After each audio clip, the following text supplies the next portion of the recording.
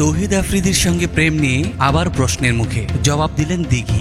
দেশের প্রেক্ষাগৃহে মুক্তি পেয়েছে চরকি প্রযোজিত 36-24-36 ছবিটির একটি গুরুত্বপূর্ণ চরিত্রে অভিনয় করেছেন প্রার্থনা ফারদিন দিঘি। এই তারকার মতে ছবিটিতে তার ঘরানার বাইরে একটি চরিত্রে অভিনয় করার চেষ্টা করেছেন, নতুন কিছু দেওয়ার চেষ্টা করেছেন। এরই মধ্যে একটি সংগঠন থেকে সম্প্রতি বেস্ট ইন্সপায়ারিং অ্যাক্টর পুরস্কারও পেয়েছেন। সেখানে ছবি ও পুরস্কার প্রাপ্তির অনুভূতি জানাতে গিয়ে তৌহিদ আফ্রিদির সঙ্গে সম্পর্ক নিয়ে আবারও প্রশ্নের মুখোমুখি এই নায়িকা। দিঘিও প্রশ্নটি এড়িয়ে যাননি, জানিয়েছেন তার সঙ্গে আফ্রিদির সম্পর্কটা কি। ইউটিউবার ও কন্টেন্ট ক্রিয়েটর হিসেবে বেশ আলোচিত তৌহিদ আফ্রিদি। ফেসবুক, ইনস্টাগ্রাম ও ইউটিউবে রয়েছে তার লাখ লাখ অনুসারী। ছাত্র জনতার অভ্যুত্থানে সরকার পতনের পর থেকেই সরব তৌহিদ আফ্রিদি কিছুটা নীরব আছেন। তাই অনেকের মনে প্রশ্ন ছিল, আফ্রিদির সঙ্গে কি দিঘির সম্পর্ক কিংবা যোগাযোগ কি এখনো আছে? দিঘিও অকপটে জানালেন, বন্ধুত্ব একটা সময় থাকবে আর অন্য সময় থাকবে না, বিষয়টা তেমন না। দিঘি বলেন, তৌহিদ আফ্রিদির সঙ্গে এখনো ভালো বন্ধুত্বের কোনো সময় থাকে না। বিষয়টা এমন না যে এখন বন্ধুত্ব আছে পরে বন্ধুত্ব থাকবে না।